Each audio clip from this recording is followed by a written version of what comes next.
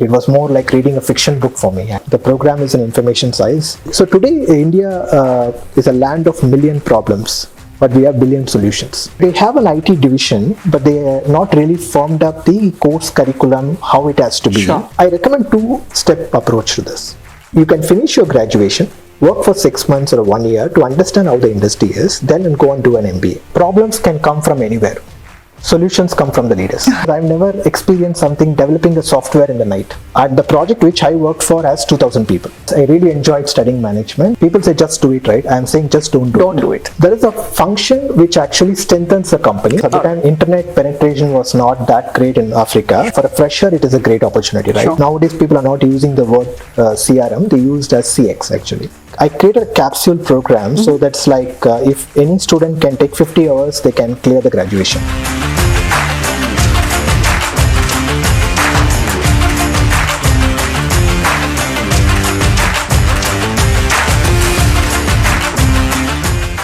Namaste, I'm Sree Latha Shankar.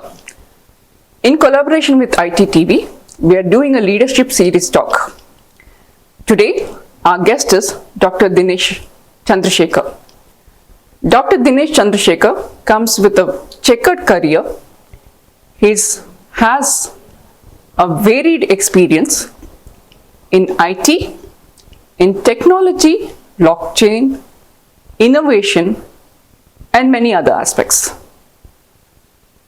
Let us hear from Dinesh Chandrasekar his career, his journey, his interests, and many more things. Let's welcome Dr. Dinesh Chandrasekar. Dr. Dinesh Chandrasekar, Namaste. Namaste. We are glad to have you as a guest today. You are our fourth guest for this leadership series talk. Can you please walk us through your journey right from your school days or college days? Right. Thanks. It's a pleasure to be part of this session. I always wanted to be a doctor during my school days, but unfortunately I couldn't make it, right? And then I took the management stream. I studied management for 5 years. I did multiple diplomas, almost every other diploma in HR and marketing. I never believed in my wildest dream I'm going to be in information technology space. Okay, so it was a surprise to me as well.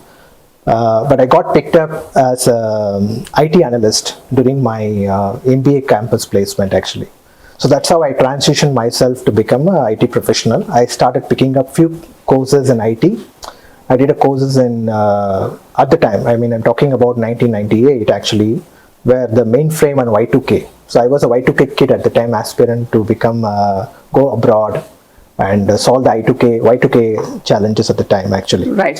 What stream did you take in management? So in my graduation I did HR and general management, and in my that was your BBA?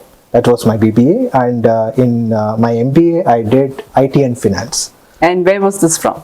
MBA was with ICFA Business School and BBA from Madras University. Right. Yeah, so, and all through the 5 years I've been a rank holder because I was so passionate to read management, so it was not like I'm studying something, right? Right. I did this with a lot of passion, so it was not, I'm not really actually have to study anything for me, right? It was more like reading a fiction book for me actually. It was a flow, right? So that's, I really enjoyed studying management, and that also actually motivated me to do a PhD as well, right? Sure. Even though it's on the information technology, but I did a lot of things around the management, especially around how to leverage the human resource. That is interesting, Dinesh. You mentioned you are a PhD holder as well. Why did you choose to do PhD, and what was your thesis upon? Okay, so this happened after 6 years of my career, right? With so you're saying that you finished your MBA, you got into a corporate organization, and then did your PhD. Yes, of course, actually. So I did my MBA and then worked for close to 10 years. And I took my PhD in 2010. That also happened more of an accident, right? It was not, I don't want to really do a PhD because I was thick of my career and I was really doing great. Sure. So this happened when I was in Saudi Arabia.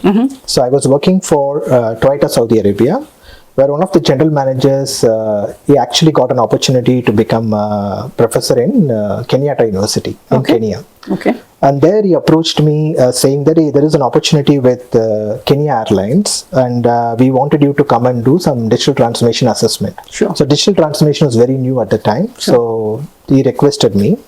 So I went there to Kenya to meet him and have a discussion about this opportunity.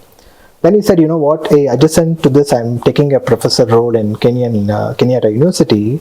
Why don't you visit me? So I went and visited them, and then he said, I got hooked actually for two things. One is IT is very new. The university was struggling to incubate this program actually. So he said, why can't you help us to incubate this program? And in this process, you can also do your PhD. Okay. So when you said incubate this program, what exactly was it? Can you please elaborate? So they have an IT division, but they are not really formed up the course curriculum, how it has to be. Sure. And they're also looking forward, because most of the programs that were recommended by the African university at the time were always almost a decade old. That is, they were recommending to C++ and all this. Okay. Where I was actually recommending them to go for cloud, IoT, AI, blockchain and all this. Right. So all those are new terms to them actually. Right. They said, hey, you are the better person to design. So it is very forward looking. And the most important thing is the Africa was booming at the time, to be very honest, because the United Nations is giving them the fund, but they're not able to leverage the fund. Right? They said if you could help this to kickstart this journey for our students, and this will help them to further accelerate it actually. So I came up with a complete curriculum of that, designed the entire program. While I was doing that, I also told them that you need to understand this region, which we called as a MENA. When you said you designed the whole program, did you do the curriculum for the first and second year MBA across streams, finance, IT, marketing? What did you do? So they have a program called BCA, right, which is also available, right? BCA and BSc Computer Science actually. We started with that exercise and we have extended to till a master program, right? And I also helped these professors to do an MPhil and PhD on this IT as well. Sure. They call it as an information science. Sure. The program is an information science program actually. So it's like across from graduation to PG to MPhil. Right. Okay. And that's how we designed the program. Okay. And you designed the whole curriculum. Whole curriculum for them, and I also conducted 500 hours of online video training for them. Okay. Right. So I used to record those videos, send it to the students so they understand. Okay, because they haven't had the tutors even to conduct those courses. So you're saying that these programs were online and not classroom sessions? I cannot call it as online. It's recorded because at the time internet penetration was not that great in Africa. Sure. So what I used to do is I used to record my sessions, used to put it on a Google Cloud, that is Gmail. I'll send it to them. Sure. And they used to access that. They used to run this in the program in the campuses actually. So there were no classroom sessions? For the first few days, there was no classroom sessions actually, but I created a capsule program, so that's like if any student can take 50 hours, they can clear the graduation. Got it. So that's a kind of capsule we prepared actually. So I was doing this for last 3 years. 3 years of this program, I used to do it every night actually. Record this and send it to them. So it was a very interesting journey. As I said, once again, I was not having a feeling of doing a PhD because I'm doing something which is like going to be consumed the next day. Right. After your MBA, and you got into the IT industry. Can you please talk about that? Yeah. So I got the opportunity to work for Citigroup actually. It was a very prestigious organization for us, for any fresher to work in the type of... What is Citigroup? Is Citigroup part of Citibank? It's part of Citibank, but there was an organization by name Citicorp Overseas Software Limited. They used to call it as COSL. Right, so I was part of a COSL group which used to do projects across Citibank, right? And in the IT industry. IT industry, not only banks. There are some, like for example, there are investment banking operations of Citigroup. There are a lot of things are there, right? Bank is one part of the Citigroup, but they have multiple businesses in a BFSI space actually. So I was part of a very large CRM implementation project, or I have to call it as one of the landmark digital transformation project, because you used to have 5,000 people working on this project for the Europe, entire Citibank Europe. And that's huge. And the project which I worked for has 2,000 people. Sure. And I used to work with 5 different organizations, be it TCS, all this actually. So I used to cut across multiple organizations, go and map. I'll be sitting sometimes in TCS office, I'll be in Kale Consultant, sometimes I'll be Nucleus Software offices, multiple offices, and Polaris as well, right? So it gave me a fantastic experience, right? So the days used to be very long. I used to go to office at 8 o'clock and come back at 2 a.m. in the morning. And this is the daily routine for us, because I'll be the one of the person who has to give the end of the day report. So we need to run something called end of the day files. Sure. Right, and some of these files we need to even record in the tapes for the mainframes and all this. So that program starts at 11 o'clock in the night. Right. And it runs till 1:30, and then we'll finish the work and go. And next day we'll come at 8 o'clock. So I have a question. When you said I loved working in the night, but does your body clock support you? Yeah. So when I completed 3 years of that my tenure with GE, I almost picked up 2-3 diseases, to be very honest, right? Some of the, because your metabolism goes for a shock. Body clock changes And all this. So I don't recommend people, but at the time it is for the purpose, right? Because we were driven by the purpose and objective of what we want to achieve.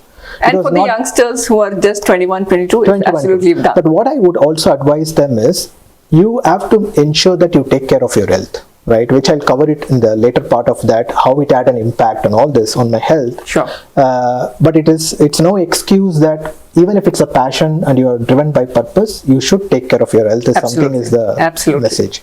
So I worked for GE for 3 years, a similar kind of an experience. So 6 years I was being recognized as a top guy in CRM, right?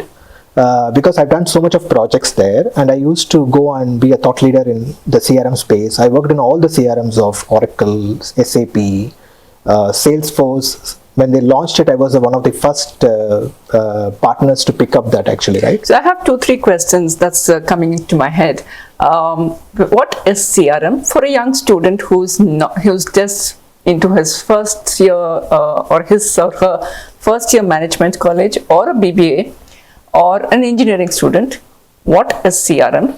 Okay. How does a student get into CRM? Okay. See, CRM stands for Customer Relationship Management. Nowadays, it's also called as Customer Experience, CX. Nowadays, people are not using the word CRM, they used as CX, actually. See, Customer Relationship Management is, if you put yourself in the customer's shoes, what do you expect?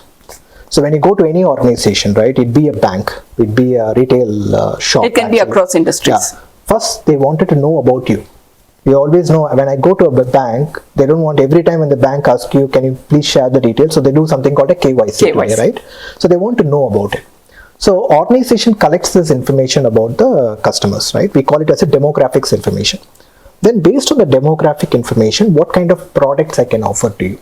When they offer a product, there is a sales strategy. I have to sell something to you. So when you say a product, it can be a retail product, it could be a retail, it could be a banking product, it could be a cosmetics, it could be anything. Sure. Right? It could be healthcare products as well, right? So first, knowing the customer, knowing the product which the customers want, they want to consume. It could be services as well, not necessarily a product, actually. And then how do you actually attract the customer in the right way, without manipulation? How do you attract? We call it as a campaigns. That takes to a marketing, right? How do we, so if you have to make an effective sales, you need to also have an effective marketing engine. What is the difference between marketing, advertising, and how do you reach out to the customer? Okay, see, marketing is a overarching theme, right? Advertisement is part of it. See, also campaign. I would also add a campaign. Right. See, for example, when I say marketing, right, you need to first understand the segmentation of the customer which you are addressing. It cannot be for everyone, right? Say, for example, if you are a bank, you need to identify who is your customer. In US, normally in US, you've seen this, there's something called a silicon banks. They attract the startups, the millennials, right? Where people wants to trade in the cryptocurrency, or they're not interested in carrying the checkbooks and saving accounts and all this, right? Everything has to be digital. So that's a segmentation, right? Okay. And there is an investment banking. So every product and services, we need to target a customer. So it starts from the segmentation. Once you have segmented, you need to attach the products. Hey, these are the products I'm going to sell to this set of customers, right? Based on that, you need to arrive at the campaigns. In the campaigns, one of them, they call it as a direct campaigns and indirect campaigns. Direct campaigns is, I'm reaching out to you one-on-one. Right. I know Sree Latha. Right. This is a product, she might be interested, so I'm reaching out to you. That's a direct campaign. Sure. At the time, they used to have a mailer and all this. Today, nobody sends any mailer. Very rarely you see a mail landing up in your box at home, but inbox today, right? Most of them, they get it in an email inbox today. Those are all direct campaigns. Indirect campaigns are the advertisement, right? Where your physical mails, postal mails are obsolete now. Yeah. So today we have something called influencers, Instagram influencers, right? So they have to. So this has evolved very much today, right? So today, the CRM, what we did 20 years back, we cannot do this today. Okay. Why do you say that? because there's so much of change that has come in the digital. Today, What are the changes? The change here is today is the customer knows more about what's happening. When 20 years back, the customer needs to be educated. All right. Right. Today, customers knows they want to go for a differentiated product. Sure. Right. Say for example, if they have to sell to us who are over 40 or 50, is we are okay with the channels which we are used to. But if you want to sell to a millennial, they have to sell it in a Instagram. Right. There is no other mode. Even they are not ready to see the SMS and emails today, right? Which you and me will see today. Only when they see something in Instagram, that's one. And there is a social influencer, right? Correct. Social influencer need not be a celebrity, need not be a Shah Rukh Khan. It can be anybody. It could be a YouTuber, right? YouTuber coming and saying that, you know what, I subscribe to the product, and then you see a millions of this millennial going and buying this product, actually, right? So that's where the difference is. Now, what happens is, most of the systems, like for example, 20 years back, nobody would have thought about what should I be implementing for Instagram, right? The investments that were made in the ERP system, CRM system, and the custom built application. Organization don't think of investing anything outside their control, right? Like a Facebook. Right. Today, if you take a marketing, nobody does any marketing using their internal infrastructure. They do a Facebook marketing, Google marketing, they do LinkedIn, Instagram, and all this, right? So all the system are sitting outside. Right. Okay. And then you need to connect to them through an APIs, right? Your system should be able to talk to their system. What is API? API is an application programming interface, right? Say for example, earlier when used to call this a middleware integration, where all this has to be done physically. That means I need to connect from one box to another box. Today they call an API, right? This is available something. Say for example, to put it in simple words, there is a program from your end, your system, and there is another program to call it, right? So you connect to the program and you send your information to them. It consumes that and it gives you the information from that system. The output system, right? Say for example, if I have to put a media advertisement in Instagram, right? So I create a advertisement campaign for them. I select the audience whom I want, and then I go and subscribe to that Instagram service, which connects through an API. Sure. Okay. Sure. They consume your services, and they actually spread this to the audience whom they have. Okay. Let's from the Instagram perspective, right? So actually today, when Pond's or Unilever products, they want to advertise in the Instagram, actually, right? So they come with their specific ad, and they have an influencer talking about the product. So millennials go and see this, right? And they share this in their friend circle, and then they say, okay, let's go and buy this product. Okay. I also had the good fortune of working in China also, right? We did some projects in China as well, and I worked on the ecosystem, some of the ecosystem which prevails in China today, which is very different from the rest of the world, like WeChat. Today, WeChat as a medium, right? The entire Chinese population, they consume the product. When I say consume the product, they buy the product, they talk about the product, they spread everything through a WeChat. Let me give you one. What is the difference between WeChat and Snapchat? Okay. I don't know much about Snapchat. I've not used it, but I can talk about the WeChat, about how things are happening in the world today, right? Let me give you an example, which I've seen in my own eyes, actually. So me and my colleagues from our China office, we visited a restaurant there for a lunch, actually. So one of the colleagues said, you know what, 20 of our employees are sitting in this restaurant. I said, no, it's okay, fine. So what are we trying to do? I said, we can actually create a kind of a social group, and we can attract a discount of this. Okay. So I said, so 20 people sitting in different tables and consuming, but when all of them come together, the hotels gives a discount to you. All of them get the discount. Okay. Similarly, when you influence, see, for example, you're buying a pair of jeans for your daughter or son, actually, right? And then his friends are also buying this jeans, right? Sure. So they're able to come together and they're able to bargain a better discount for them. So it happens like this, right? Actually, so what happens is, as a community, you have the bargaining power, right? So when everybody gets that. Actually, the same is spread across a multiple thing, like a ride hailing, right? You have talked about ride sharing happened, all this, like, right? China, most of the things happens like that. So, okay, I'll go back to the question what I asked earlier. How does a student get into CRM? Okay. See, today, instead of talking about a CRM as such, right, our student has to plan his career. Right. Let me put that way, right? That's wonderful. So how do I say that is that, see, I've studied science, I've studied arts, I've did a lot of these things in IT. All these are very disconnected things. A student who has done... You sure have a checkered career. Yeah, really, I like the word checkered career. It looks to be like that, actually. Till my 12th standard, my aspirations were different. When I got into my graduation, I want to do something in HR management, all this. But one thing which I realized here is, as a student, when we get into the job market, people have to understand. See, I'm a product or a service myself, right? I'm offering me to an industry. Correct. That's how people have to understand. It's an industry or a government enterprise, or it could be a social enterprise. So when you look at the student as to have a clear mindset to understand, I'm studying something, I'm going to go in an industry, I'm going to go in a government sector, I'm going to go in a social sector. Right. Once again, your aspirations and inspirations. When I say inspiration, somebody wants to go into a social sector, you should have a conviction why you want to go into a social sector. Agree. Right? It's not a question of sacrificing something. At the end of the day, we are looking at a career as a marathon, not a sprint. And what your interests are. Yes. So you always have to look like a 25 years ahead of you. When I choose a field, right?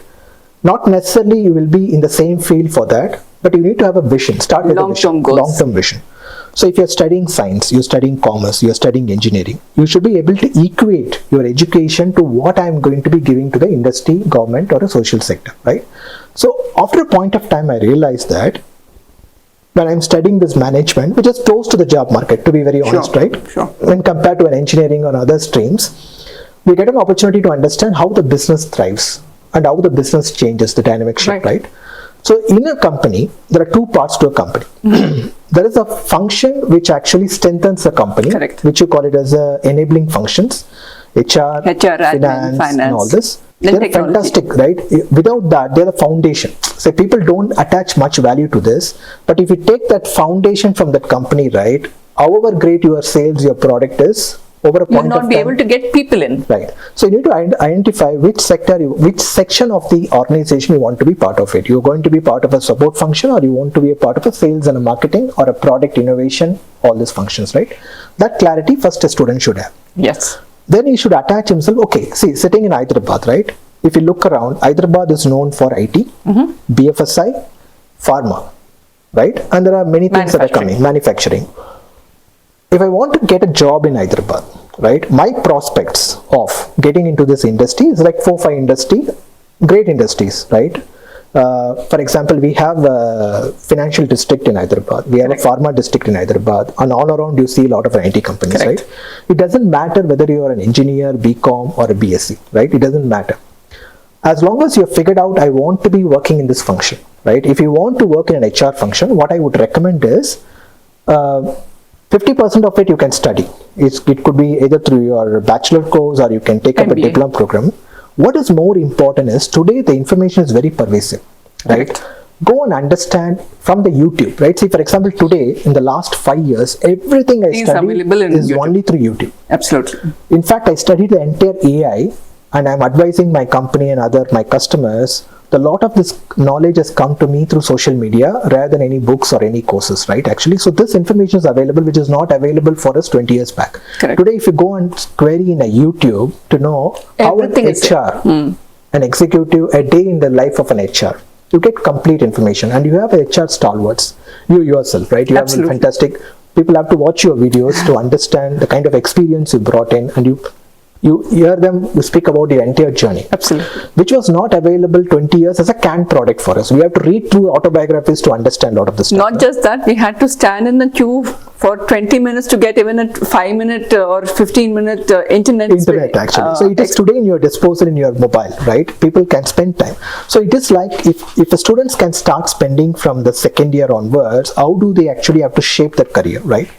Whether they're getting into the job after the third year of your graduation, or they want to do an MBA, that's different, right? Correct. But you should start preparing yourself where you're going to be aligned, right? This function.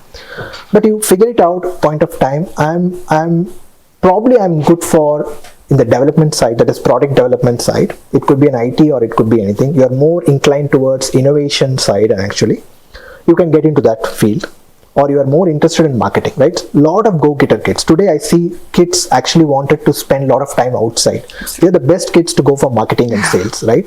I did marketing. Say for example, when I go and implement this systems for this customer, 20 days I used to be on the field sitting with a marketing guy. And this I've done it in Saudi Arabia as well. Very interesting. Like I used to go around in a vehicle along with them, how they are selling. Because I have to build a system which a marketing guy has to use. Unless so you need to know what I need to know our sales guy, right? They are not IT savvy. So if I empathize with them, that we call it as a human-centric design. Our company as Scientific, right? We put a lot of emphasis on the human-centric design, because end of the day, everything you build is for the humans. Correct. Right? It could be an IT product or it could be a FMCG goods. Human has to be the centerpiece today. So you have to know the nuances, and hence Yes. you travel with your marketing guy. Even if you're on IT, if you're on anything, you cannot take the human element out. Correct. Right? So the students has to start to understand where their equation is, so they can transition from the education to a career point of view. Okay. That's important. That's point one. That's point one, right? So I recommend two-step approach to this. You can finish your graduation, work for 6 months or 1 year to understand how the industry is, then go and do an MBA. But if you're very clear about, hey, I don't need this industry experience, I'm very clear I want to do a post-graduation, please go ahead and choose your subject. It could be HR, IT, all this. The same is applicable to your MTech or Correct. even to a PhD and all this, as long as you figured it out, right?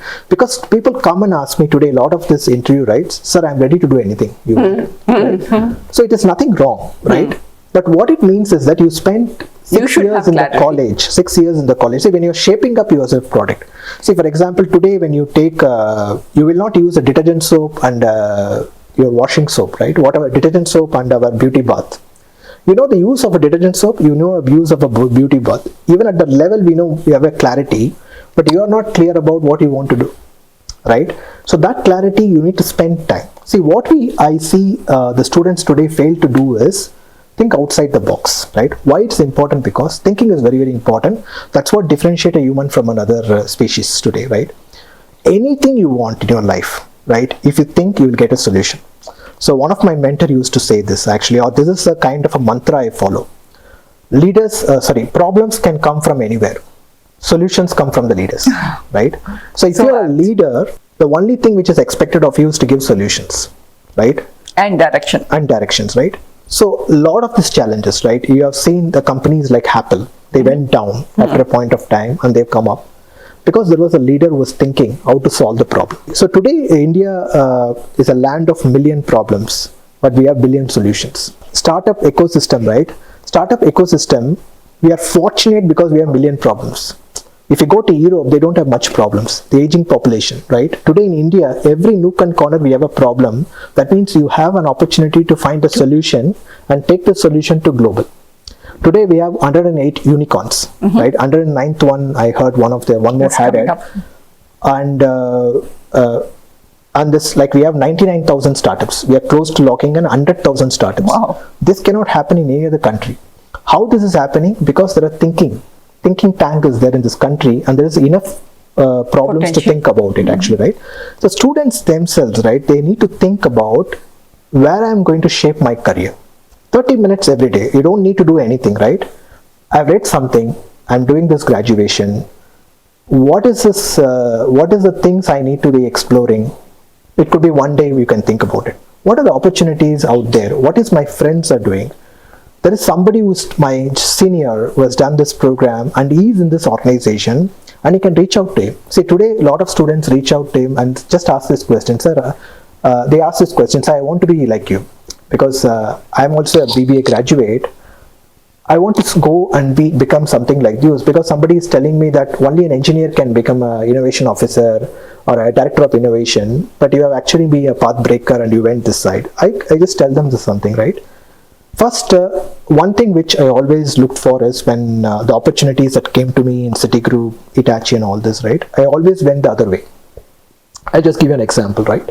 When I was at Hitachi, there was an opportunity whether to go to North America and do a projects for Fortune 500 or go to Saudi Arabia, be the first employee, you don't have an office, you don't have anybody, and your family is against Going to you, Saudi Arabia. This I'm talking about 2004, where there was a lot of moral policing, religious policing. I thought for 30 minutes at the time and said, hey, this is a barren land. Interesting, yeah. It's a barren land, Yeah. right? That is you have your hands on to it. hands on. If I make it fertile, I'll be the only man.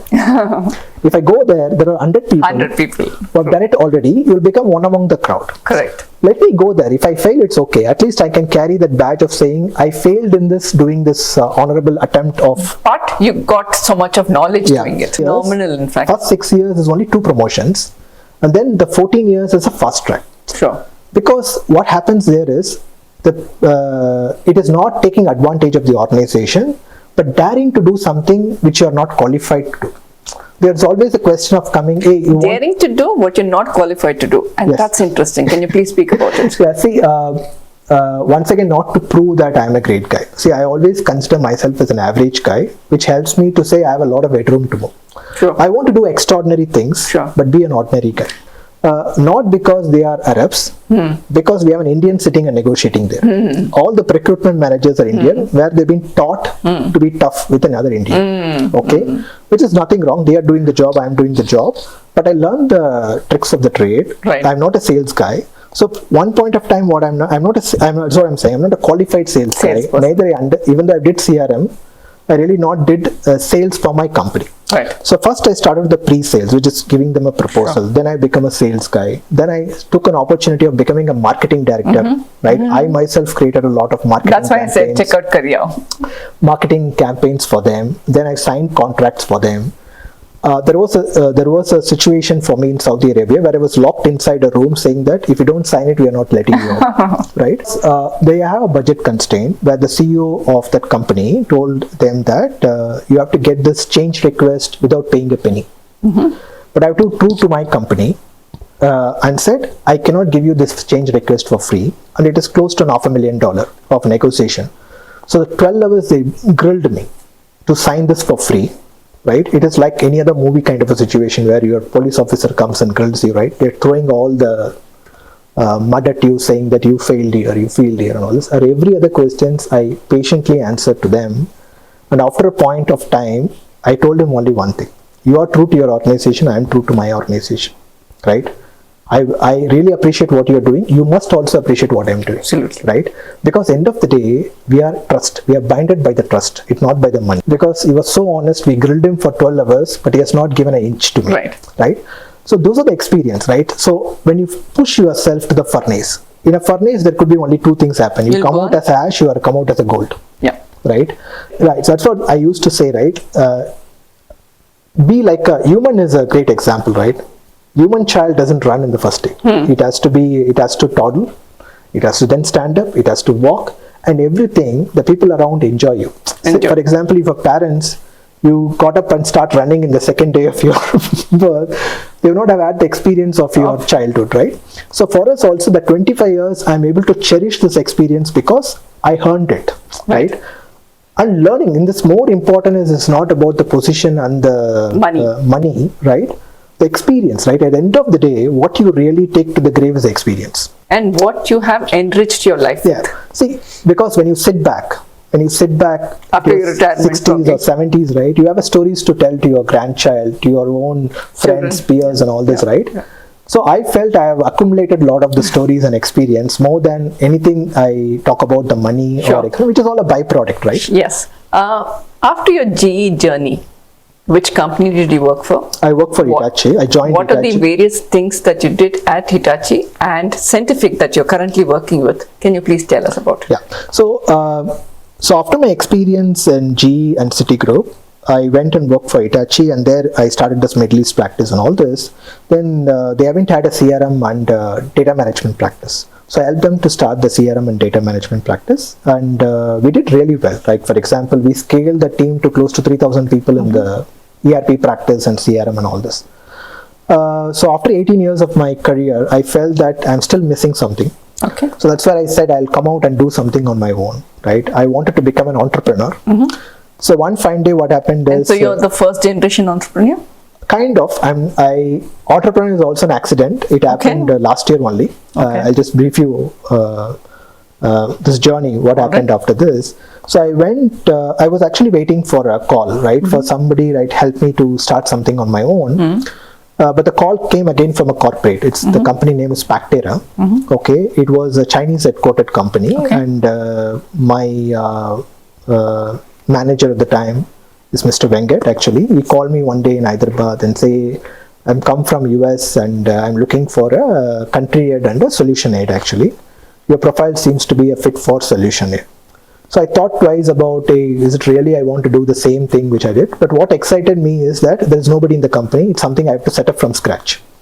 So we started a center in a co-working space where we had only 20 empty chairs. So there was an HR and there was me. So I joined this as a first employee. And then in the last 5 years, we scaled this company to 1,500 people in India, and overall as a company we are 4,000 people. What does Scientific deal with in terms of technology or services? What does it deal? Scientific is a AI and data company. Okay, we are one of the top 5 AI analytics service specialists, right, across the globe. Actually, known for our prowess in the AI space, digital transformation, and AI. And we have over 100 Fortune 500 customers. Okay. Right, over 100, and overall over 250 customers to our roster. We work with every other platform players. We work with Microsoft and name the other big players in the platform side. We work with them. We also work in the retail space with the Fortune 500, logistics, and in addition to our employee base of 4,000 people, we are the only company which has over 1 million freelancers working for us. So it's a great strength for us. All right. You're also a PhD holder. Why did you choose to do PhD after your MBA? And what was your thesis upon? So this happened when I was doing this project for the Kenya Airlines, and I worked with this Kenyatta, and I trained those students to take up this IT. Right? And I submitted a thesis. The thesis was more around how the IT revolutionized MENA region, which is Middle East and North Africa. Okay, so I studied all those companies which did a lot of this transformation projects in the Middle East and African region and submitted the report. So one report is to help them that how African nations, like for example, it could be Kenya, it could be all the Nigeria and other people, they can take up IT and ensure that they can create a lot of employment for their citizens. You're also a black belt certified in innovation. Can you please tell us that? Okay. What does black belt? I've always heard of black belt in Six Sigma. Okay. What is the difference between black belt in Six Sigma and black belt in innovation? Okay. So this is also an interesting story, and once again it happened through taking something which is not everyone is ready to do. So I was doing great in CRM, right? I was known for CRM. I've been called as a thought leader and everything. But suddenly I said I have to draw a line to the past. Why? I'm getting too much comfortable in CRM because it becomes like I'm only occupied for 2 hours in a day, because any complicated problems I can solve in 2 hours a day. So then I left board for 6 hours to say I don't know what I'm going to do.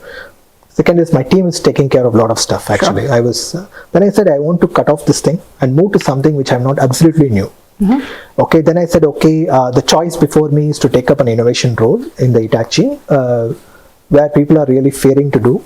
For one reason is Hitachi as an organization is, it has got 100 years of innovation to its belt, right? It's very difficult, and the people who are going to work are triple PhDs in Japan, sitting in Japan. There are PhDs who are 85 years old and passionate. They work till the day they die. And literally. Much more experience. Much more experience. So a guy is like a 30-year-old, we have to work with them who are very experienced.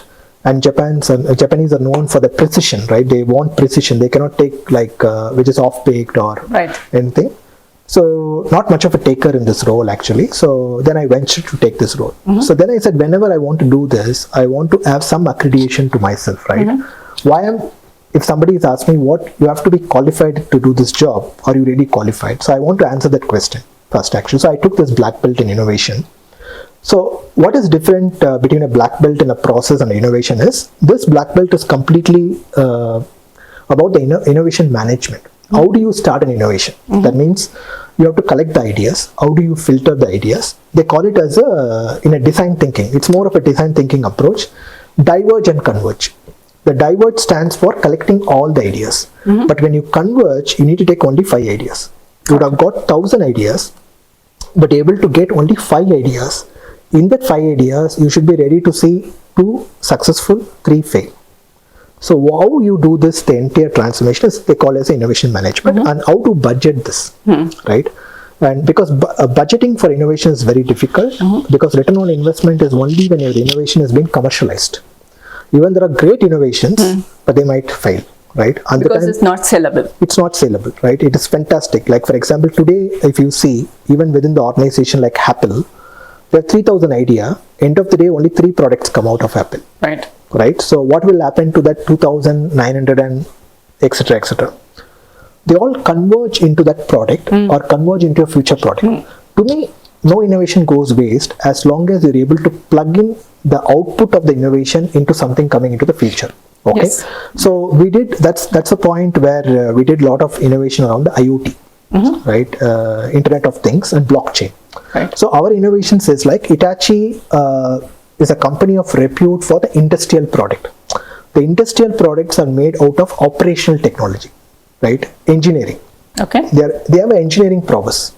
They can build the world the fastest elevator with precision. They say they built one of the fastest elevator in China, and they can precisely say it will take 3 seconds to reach 20 floors. Even the Burj Khalifa elevator from 97th floor to the first floor, it takes very short time. And the bullet trains, Right. precisions of the bullet trains, right? They cannot even, they will actually come and apologize if they missed an half second reaching a station, right? That's the culture of Japan actually. But what is new for them is the information technology and marrying an operation technology with the information technology. So IoT in simple word is how do you marry operational technology and the information technology? Yes. So information technology is all about this cloud, you bringing in this edge computing and all this, and then they are very strong in the operational technology. So I was marrying the information technology with the operation technology, and we built a product named Lumada. Okay. Lumada is an IoT product. Today it's one of the market leader in the space actually, right? Okay. True. As a teacher or as a lecturer, I myself have realized and I completely understand with you on this. So as an MBA student who's just coming out, or an engineering student, more so with the management, at least engineering, you get your hands on for and solve a few things. For a management student who's getting into an organization, I don't have those problem solving skills. How do I develop it? Okay. See, one is coming to, when you talk about innovation at eye level, right? There is process innovation, there is a product innovation, right? So people tell me that, hey, if I have to do some innovation, I need to be an engineer to solve something. I need to know Java coding, Python, everything. But look at process innovation, right? Simple process. It could be an HR process. Right. It could be a marketing process, right? That's where the black belt used to come, where they strengthen the process. True. Right? They identify the pain points. When you do a black belt project, we'll say, okay, what problems you're solving, which pain points you're taking. Absolutely. I'll quote an example over here. In the recruitment space, even 7-8 years back, we used to get hundreds of CVs. And I don't know whether Dinesh has sent his CV 10 times or only once. So today with AI, I'm able to pick up Dinesh's CV and I know he's already attended an interview, he's not been selected. Or is it a duplication? My life has become so much more simple. So much simple, right? See, basically, even if you take this example of recruitment, right? So, the right point, you said resumes are there. See, organization is hiring for certain position. First, they need to understand that, right? Hey, when a position comes for recruitment, why are we hiring? Right, the process, because a lot of times in many organizations, the recruiter doesn't understand the real meaning of why we are hiring this person. Correct. Right, they go to see that they have to hire the person. So that needs to be fixed first actually. So it could be a simple mechanism for a recruiter to understand, right, beyond the job what he has to do, why he is doing, why and what of he is doing, right? When you get the meaning of, hey, I am hiring a position, because of this, we are going to execute $1 million project, the recruiter will feel very happy. So I innovation, couldn't agree more with you. Yeah. So we are actually giving him an isolation chamber for the recruiter to say, okay, hire a guy who is 15 years of experience, these are the skills get. For him is look at this, for him the job is find a guy and map it.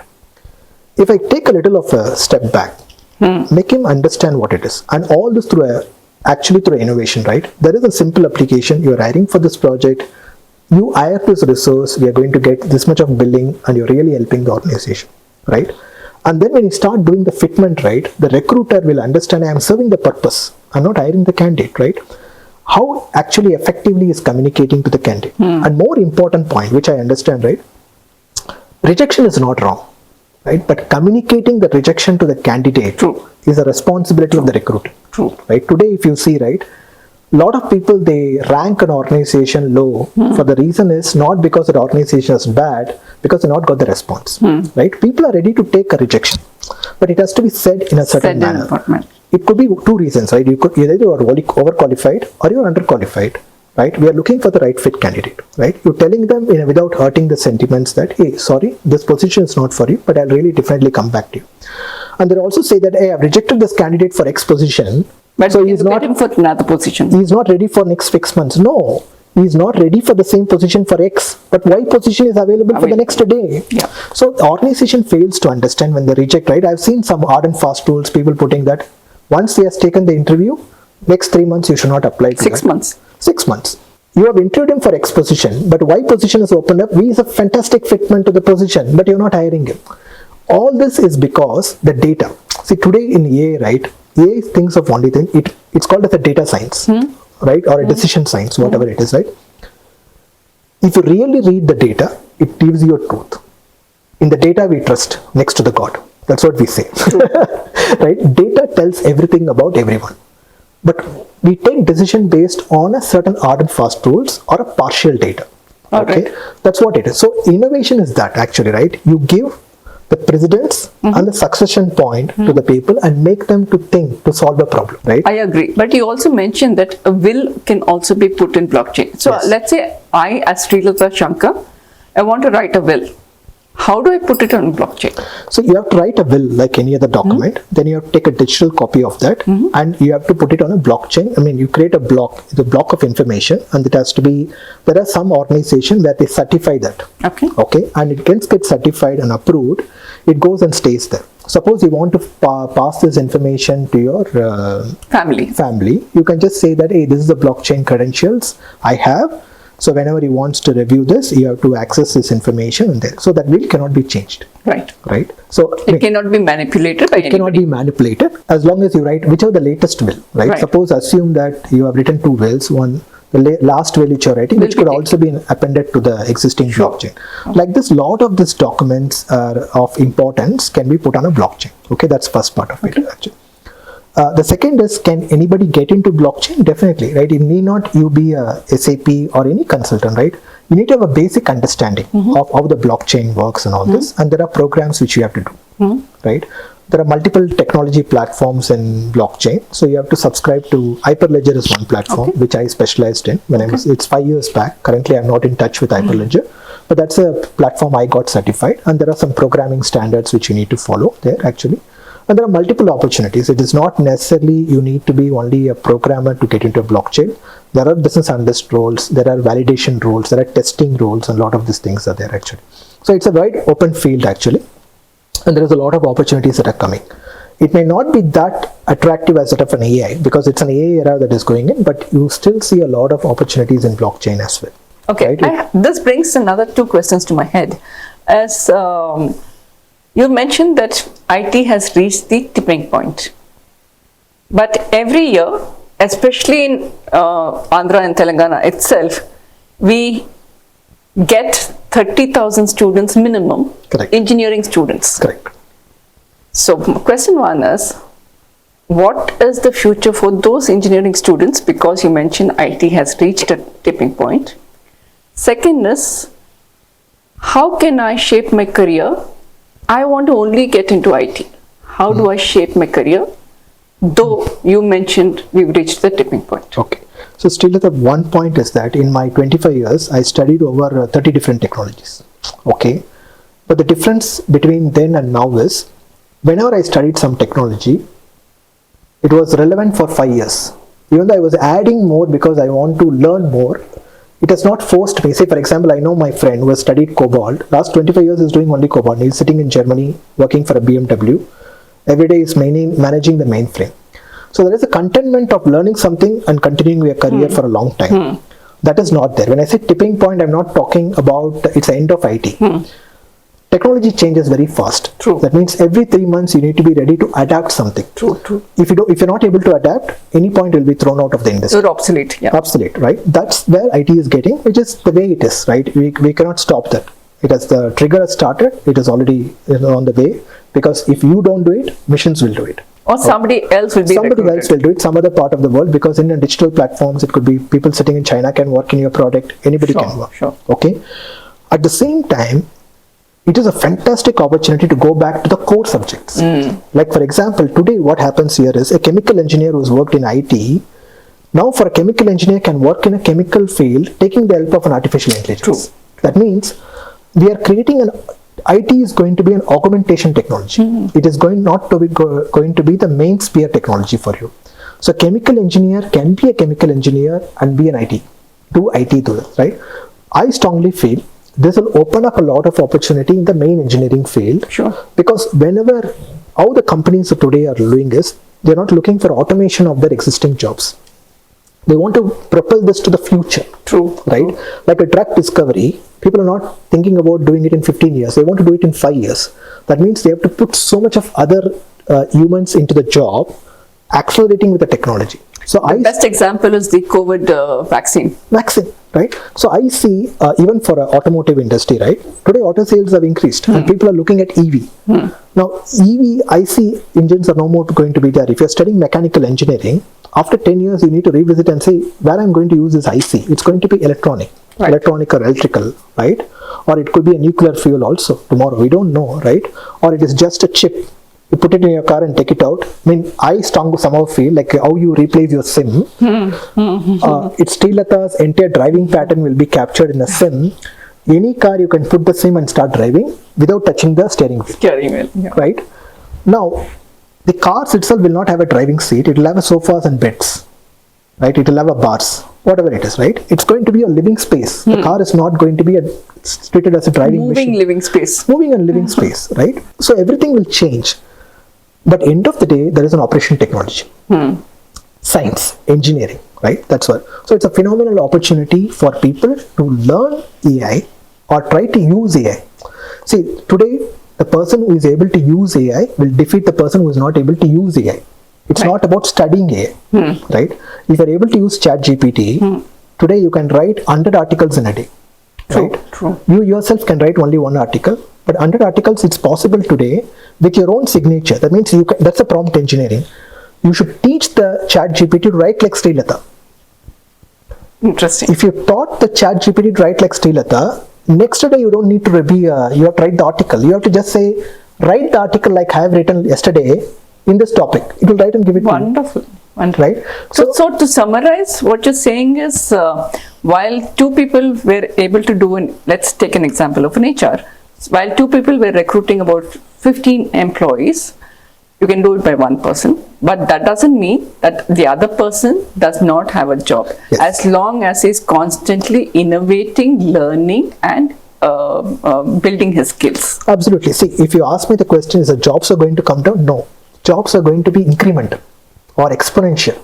To be asking, all this 30,000 engineers or 3 lakh engineers will get a job, but they may not get the conventional jobs, right?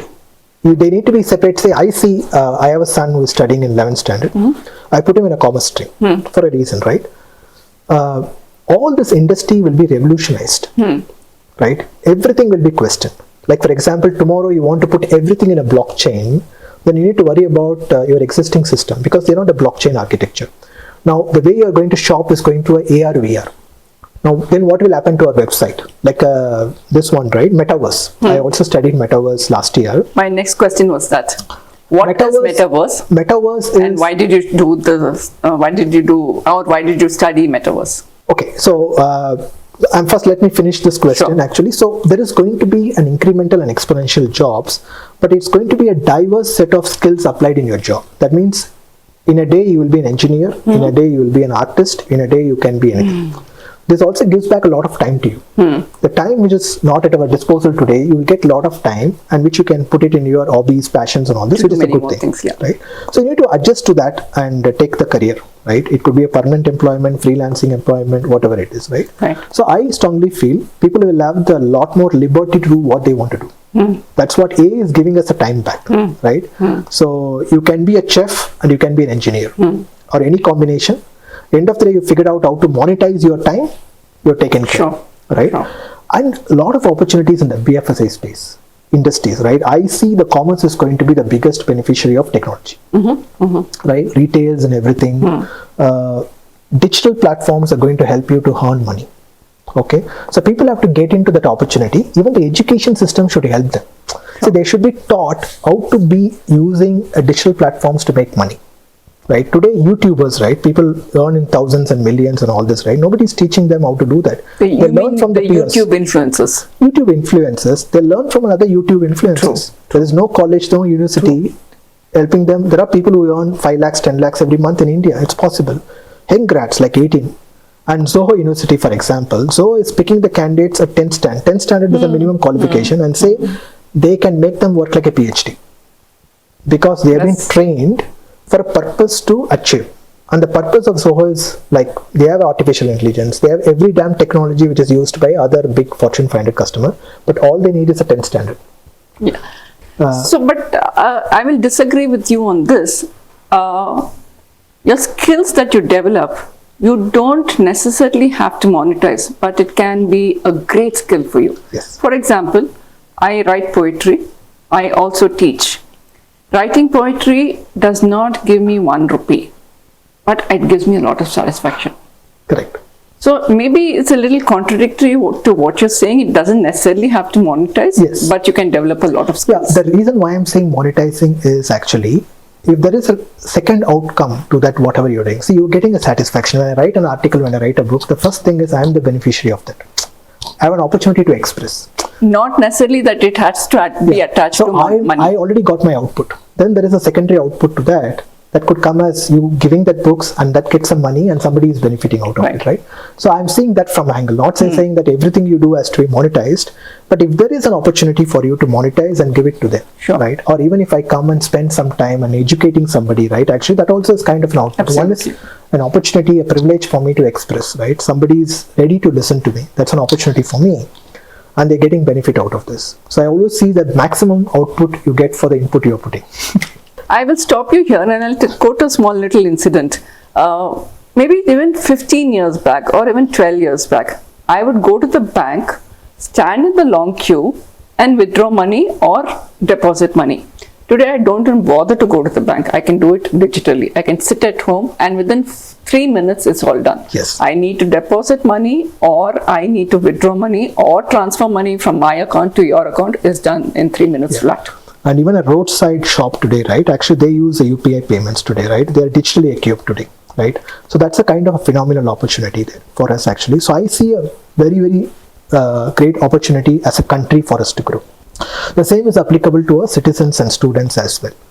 They need to be able to capitalize on this opportunity, right? That means they need to study and learn what is relevant for today, not for yesterday.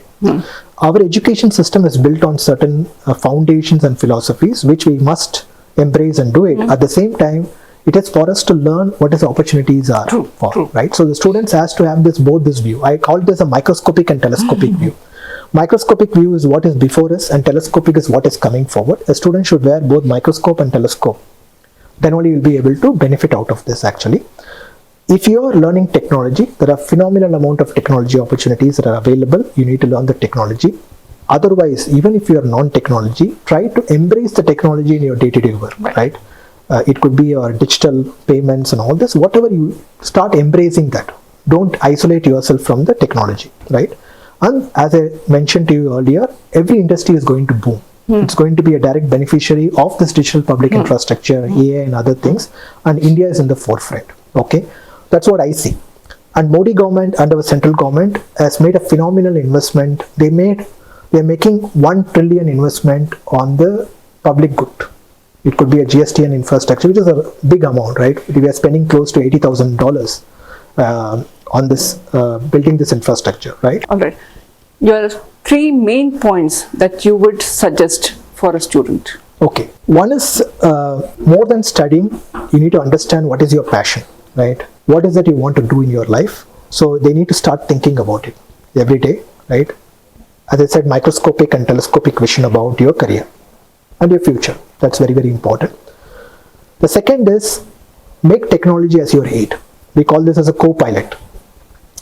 So technology will help you to accelerate your growth. It could be in your career, it could be in your personal life also. So stay in touch with technology.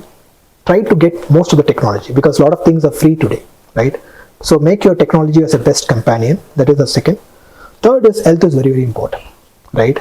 And the sooner you realize it, you have a long way to go, right? You have a much better, say, as I said, a lot of people, we take for granted the health, especially our eating habits and all this. We are not much disciplined after a point in life. That means first 15 years as a kid, our parents are taking care. 15 to 33 or 35, we're absolutely out of our way and try to eat everything, habits and everything. So when you need this health, you don't get it. So when you're in a peak of your career, you have everything. You have experience, you have big fat salary, you have everything, but you don't have your health, right? So if you can take a little precautious measures of, I don't want to say that you cannot enjoy life, but enjoy within the limits, not hurting your health.